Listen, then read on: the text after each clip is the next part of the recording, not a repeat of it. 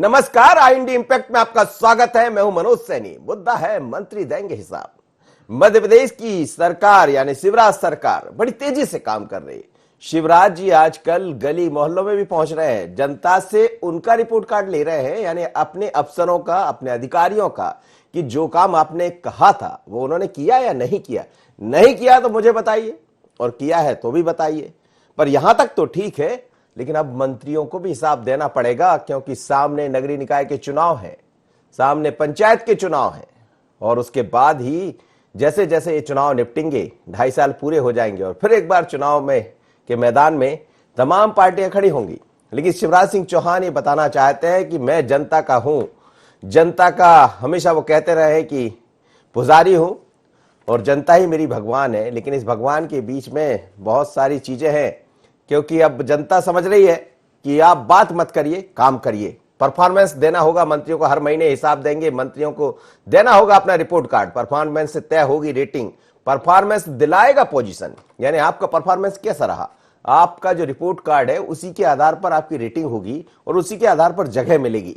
लेकिन बड़ी दिलचस्प है, यदि ऐसा सब होता है और इसको अमली जामा पहना दिया जाए, ऐसा होने लगे, तो हमें लगता है फिर तो जनता कहेगी वास्तव में हम आपके पुजारी नहीं, आप हमारे भगवान हो गए। लेकिन भगवान बनने के लिए भगवान कोई नहीं होता दुनिया में, सब अपनी जगह, ईश्वर तो एक ही है, सबका मालिक एक है। पर इस समय शिवराज सिंह चौहान ये मैसेज देने का प्रयास कर रहे हैं कि जनता के हित में जहां भी जरूरत पड़ेगी उसको नहीं छोड़ा जाएगा।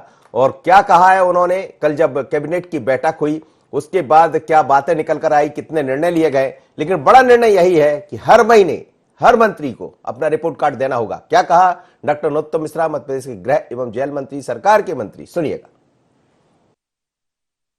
भारतीय जनता पार्टी की ऐतिहासिक विजय के बाद ये पहली कैबिनेट बैठक थी। आज मुख्यमंत्री जी ने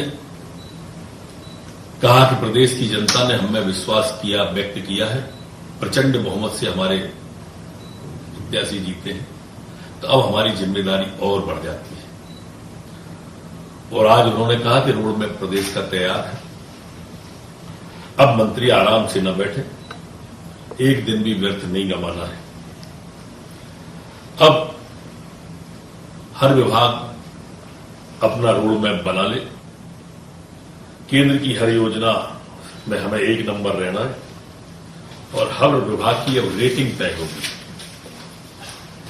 दूसरा, उन्होंने स्पष्ट कहा कि हर महीने मंत्री को अपना रिपोर्ट कार्ड विभाग का पेश करना होगा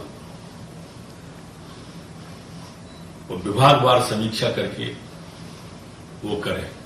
हर सोमवार को प्रत्येक मंत्री को अपने विभाग की समीक्षा करनी है, विभाग पर पकड़ और मजबूत करके कार्य को नीचे तक ले जाना है। सीएम डेस्क बोर्ड का गठन हो गया है, हो रहा है, और हर विभाग की प्रगति इसमें अब स्वतः आएगी। बिल्कुल आमिर से बात करेंगे, लेकिन रमाकांत यदि हो सके तो वो जो नए विधायक जो पहली बार भारतीय जनता पार्टी के सरकार में मंत्री बने हैं, उनका कैसा अनुभव रहा, यदि कोई जुड़ पाए तो जरूर जोड़िएगा। लेकिन मैं समझता हूं इस वक्त मेरे संवाददाता हमारे आमिर जुड़ रहे हैं। आमिर, क्या कहेंगे, ये जो रिपोर्ट कार्ड देने की बात कही गई कि हर मंत्री को अब अपना हिसाब देना होगा, सोमवार को एक बैठक होगी, उसमें बताना पड़ेगा, हर सोमवार को जाकर अपने दस्तावेज रखना पड़ेंगे कि आपने क्या किया और नहीं किया तो क्यों नहीं किया। क्या ये माना जाए सामने चुनाव है, या फिर ये मान लिया जाए कि शिवराज जी ये बताना चाहते हैं कि मैं तो जनता का ही सेवक हूं?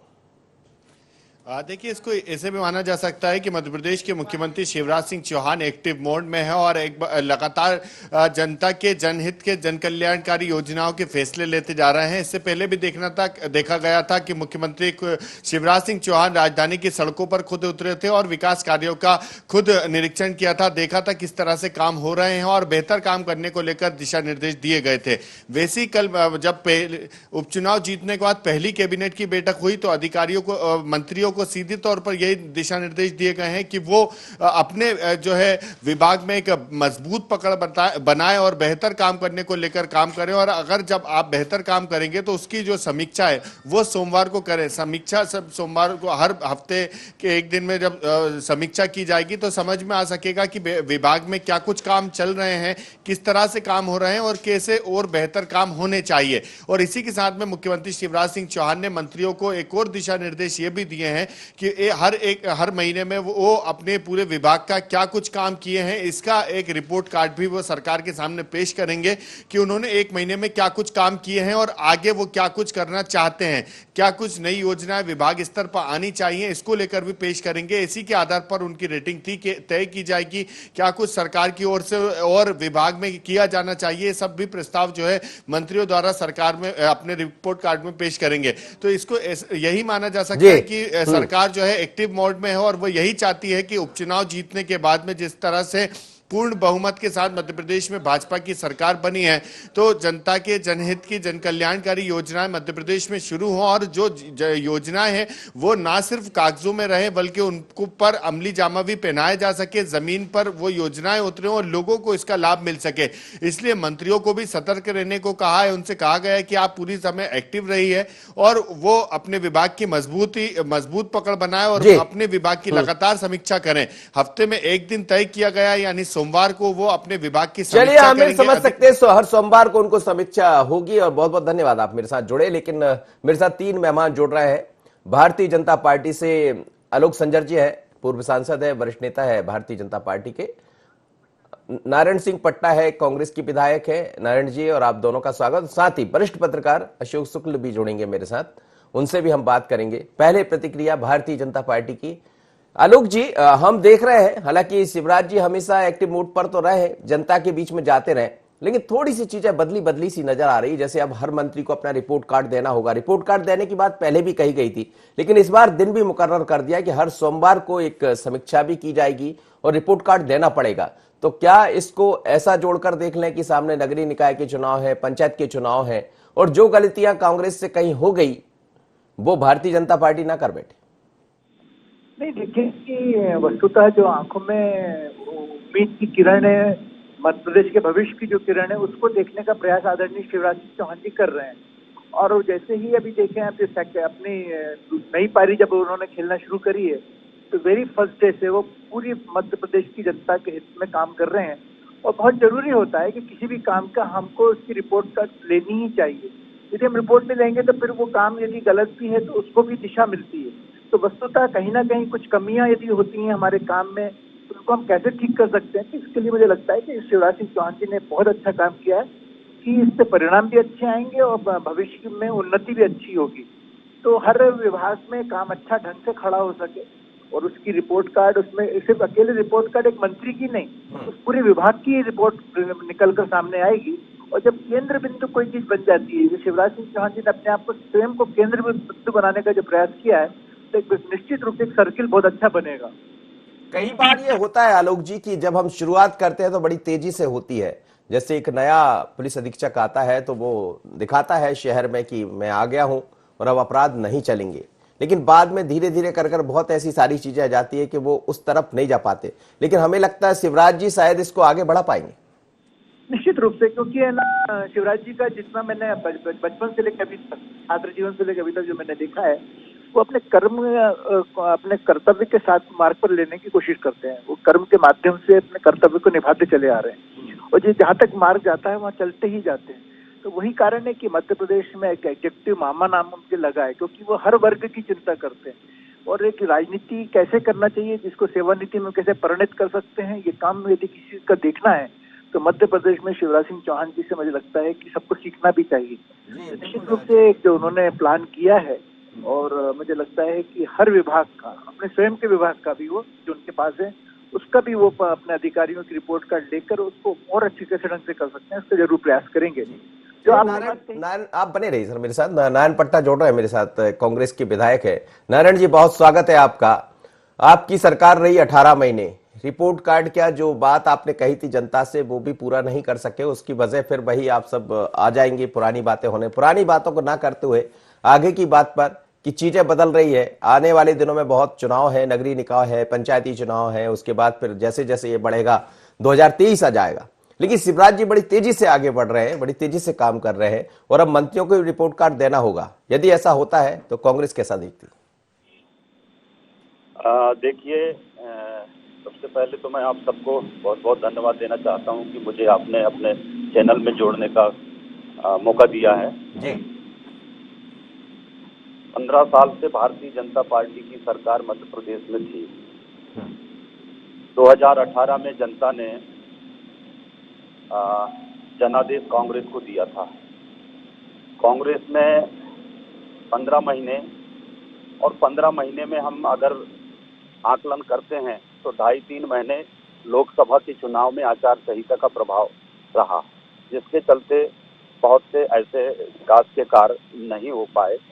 लेकिन जिस गति से और जिस दृढ़ता से वचन पत्र पर कमलनाथ जी की सरकार काम करना शुरू करी थी, निश्चित रूप से मध्य प्रदेश का भविष्य उसमें दिख रहा था। क्योंकि कांग्रेस की सरकार ही एक ऐसी सरकार है जो मध्य प्रदेश के विकास के प्रति एक सोच और एक रोड मैप तैयार था, जिसमें किसानों का कर्ज माफी, वृद्धा पेंशन में बढ़ोतरी, 100 यूनिट का 100 रुपया बिजली के बिल, हमारे पढ़े लिखे नौजवान बेरोजगार साथियों के लिए एक बहुत अच्छा पहल, जो उनको चाहे वो सरकारी नौकरी हो या प्राइवेट सेक्टर में हो, रोजगार से जोड़ने का उन्होंने प्रयास किया था। निश्चित रूप से हम उस पर खड़े उतरने, कांग्रेस की सरकार खड़ा उतरना चाह रही थी, लेकिन किस तरह से चलिए, कांग्रेस की सरकार खड़ा उतरना चाह रही थी, नहीं उतर पाई, इसलिए जनता ने भी उतार दिया उपचुनाव में। और यही होता, आजकल तो जनता बहुत समझदार हो गई है। यहां भी वही है कि आप यदि बातें कर रहे हैं तो काम भी करना पड़ेगा। अशोक शुक्ल जोड़ रहा है मेरे साथ। सर, स्वागत है आपका। मेरी आवाज सुन पा रहे हैं? जी नमस्कार, सुन रहा हूँ आपको मनोज। बहुत बहुत शुभकामनाएं आपको जन्मदिन की। आज आप वरिष्ठ पत्रकार हैं और आपको मेरी तरफ से शुभकामना भी। लेकिन इस शुभकामना के साथ एक शुभ संदेश यह है कि भारतीय जनता पार्टी की वर्तमान सरकार अब हर मंत्री को हर सोमवार को अपना हिसाब किताब देना होगा। सामने 3 चुनाव भी है, लेकिन अब चीजें बदली है क्योंकि सोशल मीडिया का समय है। आप ज्यादा बोलेंगे तो काम करना भी पड़ेगा जो बोलेंगे आप। क्या आपको लग रहा है कि इससे कुछ नया रास्ता दिखाई देगा? देखिए, जहां तक शिवराज जी ने अपने मंत्रिमंडल के मंत्रियों पे एक तरह की मॉनिटरिंग करने की जो बात उन्होंने कही है कि वो हर सोमवार को समीक्षा करेंगे, वो ये देखेंगे कि उनका मंत्रालय या उनका मंत्री किस तरह से परफॉर्म कर रहा है। मेरा संक्षेप में आपसे ये कहना है कि गुड गवर्नेंस को लेकर अब तक किसी भी सरकार ने कोई कदम नहीं उठाया है। दावे बहुत होते रहे हैं, सुशासन की बातें बहुत होती रही हैं, हम करप्शन दूर कर देंगे, ये सब कहा जाता रहा है।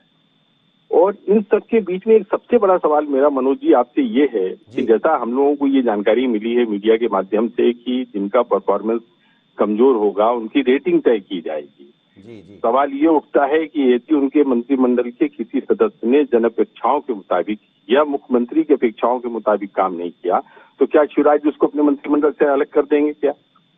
अगर तुलसी सिलावट जी का कामकाज शिवराज जी की अपेक्षा के मुताबिक नहीं हुआ तो क्या उनको निकाल देंगे वो, या नरोत्तम जी या भार्गव जी की? तो मेरा कहने का मतलब ये है कि शिवराज जी के पास में घुड़की देने के अलावा और कोई बड़ा अधिकार उनके पास में है नहीं। तो ठीक है, उन्होंने जो कुछ किया है वो मुझको तो लगता है कि एक तरह की चेतावनी है या केवल ये दिखावे का कार्यक्रम है। शिवराज जी को यदि अपने मंत्रियों से अच्छा कामकाज लेना है तो उसके लिए उनको जिम्मेदारी तय करनी चाहिए। मध्य प्रदेश की जनता को नियम कायदों के पालन में रिश्वत लग रही है। शिवराज जी एक बार अपने सभी मंत्रियों को बैठा लें, कैबिनेट बुला लें और उनको ये निर्देश दे दें कि उनके सभी मंत्री ये सुनिश्चित करें कि मध्य प्रदेश की जनता को नियम कायदों के पालन में घूस नहीं लगेगी। ड्राइविंग लाइसेंस से लेकर भवन अनुज्ञा तक आप जितने भी नियम कायदों के पालन के लिए जाते हैं आपको घूस लगती है। तो जन अपेक्षाओं के मुताबिक शिवराज जी काम करें, केवल वो दिखावे के लिए कोई काम न करें। सिर्फ मैं इतना कहना चाहता हूँ। जी, चलिए, यही बात लेकर आलोक संजर जी के पास चलते हैं। आलोक जी, आपने सुना, अशोक शुक्ल है, वरिष्ठ पत्रकार है, लेकिन सवाल यही है कि आपके मंत्री है, आप ही उनका एक रिपोर्ट कार्ड लेंगे, जैसा कह रहे हैं रेटिंग तय होगी, लेकिन रेटिंग के मापदंड में यदि वो खड़े नहीं उतर पाते तो क्या रास्ता बाहर का होगा? क्योंकि ऐसे लोग भी आपके साथ जुड़ गए जिनके कारण आपकी सरकार बनी। सबसे पहले तो मैं अशोक जी भाई साहब को जन्मदिन पर बहुत सारी शुभकामनाएं देता हूँ और उनकी दीर्घायु की कामना करता हूँ। दूसरा मेरा ये कहना था कि चूंकि अभी जो बात मैंने सुनी, लेकिन सबको एक ही तुला में तोलना न्याय नहीं, ये अन्याय है। यदि कोई व्यक्ति अच्छा काम करने जा रहा है तो मैं शिवराज जी के संदर्भ में ये कह सकता हूँ कि कल की परीक्षा जो है किसी वीर को शोभा नहीं देती है। वीर तो समय की चट्टान को काट कर जो है कल का निर्माण करता है। तो कल का निर्माण करने का प्रयास किया जा रहा है। यह सही है कि राजनीतिक में क्षेत्र में ऐसी बहुत सारी बातें होती हैं जो कही जाती हैं, फिर उसका जब उसका हल नहीं निकलता है, तब फिर वो प्रश्न चिन्ह खड़े हो जाते हैं। लेकिन जहाँ तक सवाल है, मुझे लगता है कि शिवराज जी को बहुत नजदीक से मैंने पढ़ा है और समझा है, क्योंकि छात्र राजनीति में मैं उनके अंडर में काम करता था। तो वो जब कोई नीति बनाते हैं तो उस नीति के प्रति उनका यही एक रुझान रहता है कि उसको मैं कैसे इम्प्लीमेंट कर सकूं, और इम्प्लीमेंट करने का वो प्रयास भी करते हैं। और मैं निरंतर देख रहा हूँ कि अभी जब सरकार में नहीं थे 15 महीने हम लोग, तब भी आप लोगों ने देखा होगा कि ऐसा कोई सा दिन नहीं था कि शिवराज जी जनता के बीच में नहीं जाते थे। ये एक तरह से उनकी वे ऑफ वर्किंग बन गई है, और इसलिए मध्य प्रदेश के मुख्यमंत्री प्रधान होने के नाते वो ये जरूर चाह रहे हैं कि मध्य प्रदेश में एक अच्छी टीम खड़ी हो। और यह सही है, जैसा कि अशोक जी कह रहे थे कि बहुत सारी समस्याएं खड़ी होने वाली हैं, जिसको जब संदर्भ में उन्होंने इंगित भी किया है कि जो अभी कांग्रेस से बीजेपी में आए और मंत्री बने हैं, तो उसके बाद, लेकिन मेरे को लगता है कि अब वो कांग्रेस ही नहीं है, अब वो भारतीय जनता पार्टी के सदस्य हैं। जो एक भारतीय जनता पार्टी के अन्य विधायक हैं उसकी तरह वो विधायक, क्योंकि भाजपा से अब जीत कर आए, कमल के फूल से जीत कर आए, तो निश्चित रूप से सारे जो भी प्लानिंग बनेगी या जो भी योजनाएं बनाएंगे, जो भी प्लान करेंगे, तो सबके लिए एक जैसा ही होगा, क्योंकि अब वो बीजेपी है, पूरी भारतीय जनता पार्टी के सदस्य हैं। लेकिन ये प्रश्न खड़ा होता है, खड़ा होना भी चाहिए। लेकिन मुझे लगता है कि शिवराज जी की नेतृत्व में काम करने वाले जितने भी मंत्री हैं, शिवराज जी की मंशा के अनुसार काम करेंगे और मध्य प्रदेश की सेवा करेंगे। रेटिंग के बाद मापदंड भी तय होंगे। यदि आप काम नहीं कर पा रहे हैं तो हो सकता है कि आपके साथ दूसरा एक बिहेव भी देखने को मिल जाए। जी, निश्चित रूप से आप ठीक कह रहे मनोज भाई, क्योंकि अब है ना, लाइन लंबी है, लाइन बड़ी है, अपनी अपने पंक्तियों को सबको आगे बढ़ाना, अपने कामों के आधार पर आगे बढ़ाना है, इसमें उनको भी लाभ मिलना है। एक क्योंकि पुराने जो पूर्व में जो मंत्री रहे हैं, जिनकी वर्किंग अच्छी रही है, उनको याद किया जाता है, बाकी सबको भूल जाया जाता है। इसका फायदा ये भी होता है कि आपके विभाग में भी आप अच्छा काम कर सकोगे, उसका प्रभाव आपके क्षेत्र पर भी पड़ने वाला है। तो यदि हमको लंबी पॉलिटिक्स करनी है तो हमें इन सब बातों का ध्यान रखना पड़ेगा, जिस पर शिवराज जी ने इंगित किया है।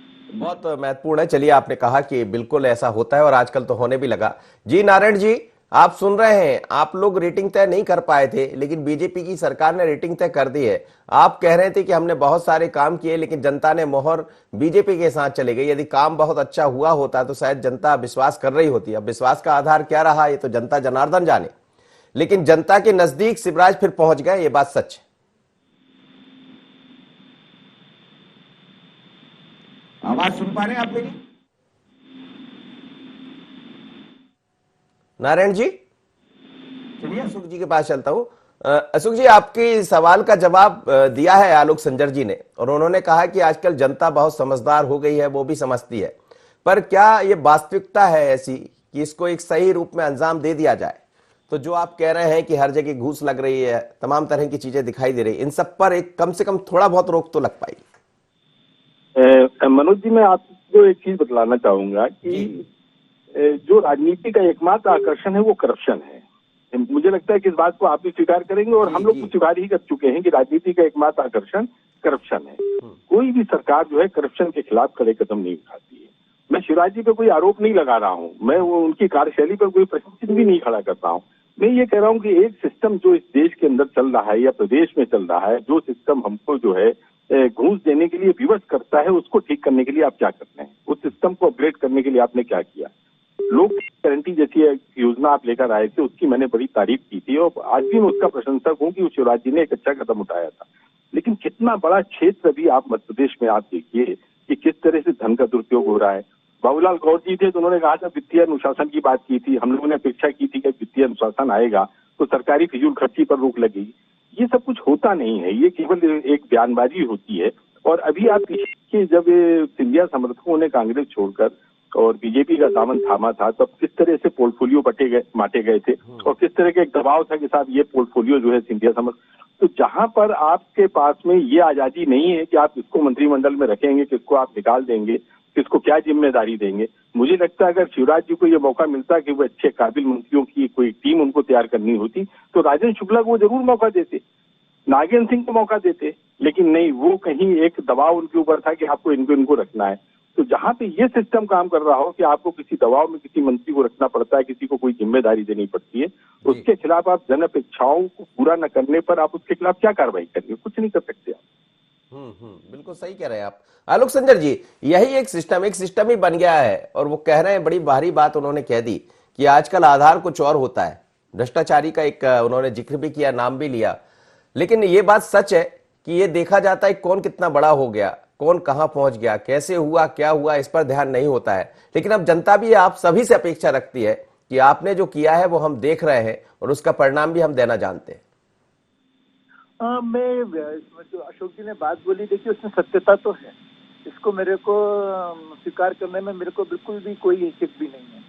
लेकिन भ्रष्टाचार तो एक राजनीति की वो परछाई है जो अलग होना भी चाहती है, लेकिन अंधकार में वो अलग होती भी नहीं है, अंधेरे में वो छुप कर रह जाती है। लेकिन कहीं ना कहीं कोई यदि सत प्रयास करेगा, देखिए मैं मोदी जी की तारीफ करूंगा इस संदर्भ में, मैंने उनकी भी वर्किंग को नजदीक से देखा है, कहीं ना कहीं प्रयास शुरू हुआ है कि राजनीति में शुचिता आए। अभी तक बातें होती थी, लेकिन अब हमको ये दिखने में आने लगा है कि राजनीति में शुचिता है, भ्रष्टाचार को धीमे धीमे कम किया जा रहा है। इसमें बहुत सारे, हम यदि इसका अध्ययन करेंगे, चिंतन करेंगे, तो बहुत सारे हमारे सामने उदाहरण भी आएंगे। तो कहीं ना कहीं शुरुआत तो हुई है। लंबे समय में जो था, दूध फट गया है, उसमें नींबू की एक बूंद गिर गई थी, लेकिन अब फटे हुए दूध से पनीर बनाने का प्रयास तो किया ही जा रहा है। तो मेरे को लगता है सार्थक प्रयास यदि सभी लोग मिलकर करेंगे, चाहे पक्ष हो या विपक्ष हो, तो निश्चित रूप से जनता का हित होगा। क्योंकि अब जनता, मैंने पूर्व में जैसे कहा कि आज गांव में जो जनता बैठी हुई थी वो भी समझने लगी है। लेकिन अभी थोड़ा सा राजनीति में एक सुधार की ओर आवश्यकता है कि जहां जातीयता के आधार पर, क्षेत्रीयता के आधार पर वोट होते हैं, उससे और बाहर निकलने की आवश्यकता है। जो अच्छे लोग हैं, भले ही वो किसी विचार से जुड़े हो, लेकिन यदि काम करने वाले लोग हैं, जनता के हित में काम करने वाले लोग हैं, उनको यदि अवसर मिलता है तो निश्चित रूप से राजनीति में एक अच्छा आपको सूर्य उदित होगा। मेरे को लगता है। चलिए सर, नारायण पटा से एक बार मैं ले लेता हूं उनकी प्रतिक्रिया, जोड़ नहीं पा रहे थे। नारायण जी, हम यही कह रहे हैं कि आप लोग सरकार में आए और जैसा आपने कहा कि बहुत ऐसे काम किए, बिजली बिल की आपने बात कर दी, लेकिन जनता ने मोहर बीजेपी सरकार की तरफ लगा दी। कुछ गलतियां हुई, कुछ चूक हुई, पर यदि सरकार रेटिंग तय कर रही है तो इसका स्वागत करेंगे क्या आप? देखिए, जनता की जनादेश का हम हमेशा स्वागत और सम्मान करते हैं। अल्प समय में कांग्रेस की सरकार रही, निश्चित रूप से उसमें किसी भी तरह की जो भी त्रुटियां हुई होंगी या चुनाव में जो भी त्रुटियां हुई होंगी, उनका हमारा नेतृत्व, प्रदेश संगठन इस पे चिंतन कर रही है। मैं ये कहना चाहता हूं कि जिस तरह से माननीय शिवराज सिंह चौहान जी रिपोर्ट कार्ड पेश करने की मंत्रियों को निर्देश दिया है, निश्चित रूप से होना चाहिए। लेकिन ये रिपोर्ट कार्ड की हम जो बात सुनते आ रहे हैं, ये लगभग जब से माननीय शिवराज सिंह चौहान जी सत्ता संभाले हुए हैं, मुख्यमंत्री बने हुए हैं, तब से हम ये बात सुनने आ रहे हैं। आज सबसे बड़ा समस्या है रोजगार का, शिक्षा के क्षेत्र में, और साथ ही साथ में जो हमारा मंडला जिला से जो मजदूर पलायन करता है, ये हमारे लिए सबसे बड़ा चुनौती है। निश्चित रूप से चाहे वो सत्ता पक्ष हो, विपक्ष हो, इस पर एक ऐसा प्रतिक्रिया होना चाहिए, इसमें एक ऐसा प्लान होना चाहिए जिससे सबको रोजगार मिल सके और रोजगार के अवसर बढ़ाई जा सके। मैं जिस तरह से आपके चैनल के माध्यम से, क्योंकि मैं सारी बातें नहीं पा रहा हूँ, लेकिन ये कहना चाहता हूँ कि जिस तरह से हमारे नौजवानों को, किसानों को और मध्य प्रदेश की विकास के लिए जो पक्षपात नीति और एक तरह से लोगों को ठगा किया गया है, वो अब स्थिति निर्मित नहीं होना चाहिए। निश्चित रूप से हम आपने सही कहा और ये उम्मीद सभी करते हैं। आप तीनों मेहमानों का बहुत धन्यवाद, आप मेरे साथ जुड़े, अशोक जी और इसके साथ ही आलोक संजर जी और नारायण जी, आप तीनों का। लेकिन मध्य प्रदेश में सरकार एक अलग राह पर चल पड़ी है और जहां चाह वहां राह, यदि चाह दिखाई देती है तो राह भी बनती है। पर कई दफा राजनीतिक सियासत में ये राह आसान भी नहीं होती है, क्योंकि आप जो कह रहे हैं उसमें बहुत कुछ मिला जुला होता है। और खासकर इस बार की सरकार में तो वही हुआ, कांग्रेस से जो लोग आए वो भारतीय जनता पार्टी से चुनाव जीत गया, पूरी तरह बीजेपी के हैं, लेकिन बीजेपी के साथ रचने बसने में नजर आएगा। और जब कैबिनेट कल हुई होगी तो शायद इस बात का एहसास कर पाए होंगे कि यहां कुछ तो अलग है। जब भी तो 15 साल सरकार रही, उसके बाद फिर वापसी सरकार की हो गई। लेकिन यदि सरकार रेटिंग तय करती है तो रेटिंग के आधार पर यह भी तय करना पड़ेगा कि जो काम नहीं करेगा उसको बाहर जाना होगा। आज इतना ही, मुझे दीजिए इजाजत, बने रहिए IND24 पर।